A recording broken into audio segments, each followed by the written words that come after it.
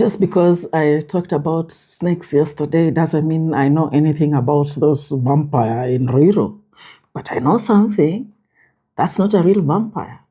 Also, for those who are asking for the African link, Africans don't have vampire lore. Our lore is more werewolves. They change the transformation, the lycanthropy, but not necessarily with wolves, with also the leopard and other animals. So that's transformation. So vampirism is European. It is actually the myth, the original inspiration came from a European incident. And therefore, if you want to know about vampirism, let us look at that European one. African Hakuna, we don't have a lot of laws that have to deal with drinking blood. Blood for the African is food.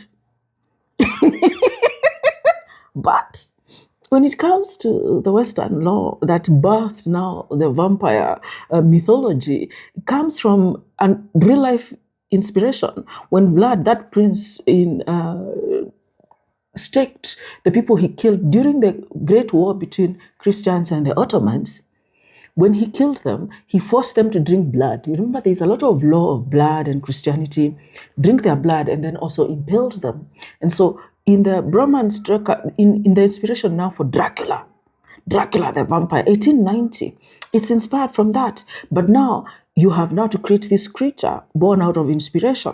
So there's this terrifying thing. There's also this everlasting life. There is also this thing of cruelty, but within cruelty, some form of redemption, and also their vulnerabilities, but also the supernatural elements. So they create Dracula, who can turn into a bat. So that's part of the supernatural, the speed, the inhuman speed, and the ability to almost teleport, right? The way they move, and of course, ability to fight. And so you are given this and the immortality, that's part of it.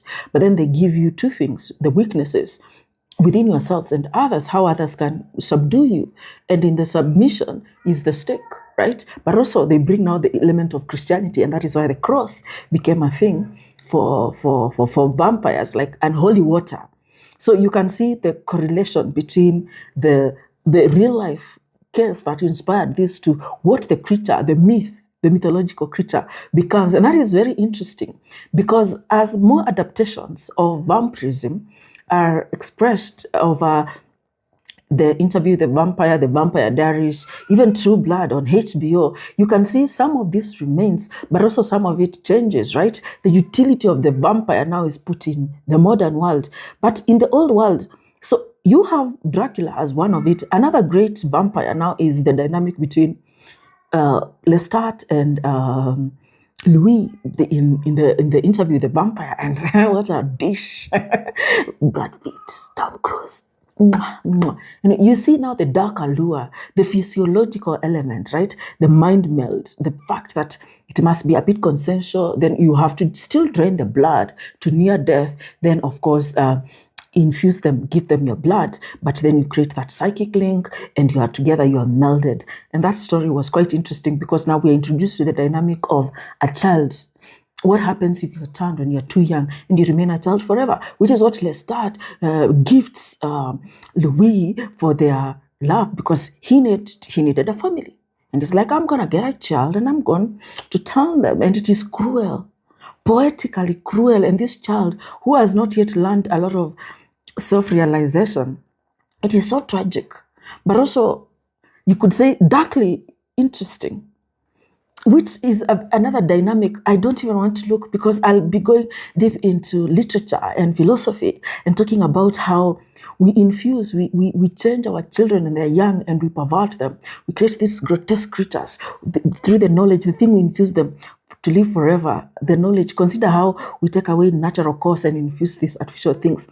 And this child just becomes a creature of the environment. But I'm not going to that. Let's continue with our vampires because there's no need to spoil our fantasy. So the evolution of that vampire, we see it fully, and it is opened up in now the Vampire Diaries, where you have the Salvatore brothers, who Damon and Stefan, who you can see one, just like the dynamic between Lestat and Louis, one has embraced their vampire nature, the other one is in denial. That's Stefan. But Stefan becomes well, if he drinks human blood, so he's doing artificial vegetarian. blood, so to speak. But then you realize for this person, their sacrifice, their good-natured vampire is suppressing a very bad thing inside them. And so you can see the badness being managed, but also now the relationship becomes more toxic because these are brothers and they are living in forever circle of hate and self-sabotage and all that. And then you have Catherine Pierce, Elena, whatever. Anyway, but the dynamic of now the pure tone, the person who is controlled and versus the one living themselves is further explored now with in True Blood, right? In True Blood, you see Bill Compton versus Eric Northman. It's been a while, but Eric, right? And Eric is the sheriff, right? He is living like the Viking he was, is over 1,000 years. And then you have Bill Compton, Southern gentleman, who looks gentleman-y, huh? He's so good and so good. And when he falls for Suki Stackhouse, because Suki is the one they are chasing because she's a fairy, her blood can help them walk in the sun. Because another vulnerability of now a vampire is inability to walk in the sun. So far, all these vampires, the sun is their enemy, is their primal enemy. And I think this is important because maybe that's why Africans could not create a mythical creature where the sun is your enemy. In what world? In what world? Anyway, so because of this, then you realize that even Bill Compton, right? There's still a good guy, like Stefan in the Salvatore Brothers, but you realize he was an operative. So afadhali Eric, who just, if you're not English, so it's better Eric, who is sincere in it. He even has the entire vampire experience with Fantasia. That was a great place to be. Actually, season 1 and 3 of True Blood. Oh gosh, that was some of the best. And HBO delivers when it is delivering. It delivered. However, ladies and gentlemen, my best vampires. The originals. Klaus, Niklaus, and Elijah. I love Niklaus because he's chaos. He is real.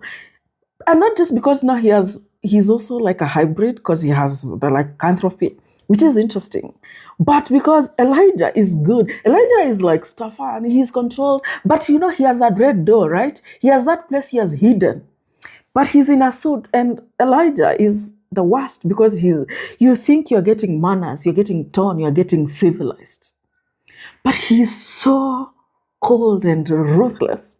And it's interesting, it's a dynamic, but for me, my friend would be Cloud, because the worst, sorry, not Cloud, Niklaus. Klaus, the worst Klaus can do to you is kill you. Elijah, not so much. Elijah will give you hope of living. And then you will realize this was hell that he gave you. So Klaus, at least, he does that. But the interesting dynamic now of the originals is their vulnerability and how it is now almost removed, right? They don't have an issue with the sun. They can actually make daylight rings and whatever. They also, this religious, because they seem to have been born before, their world is the stick. And for the originals, it's the white oak sticks. That is almost extinct. So Klaus loves daggering his always and forever siblings, keeps them until at last they always and forever them. But the growth, and that's why I'm talking about this thing. You can only see evolution of the vampire in the originals because this time the child that is born of a hybrid. And that's when you create life. It's not death.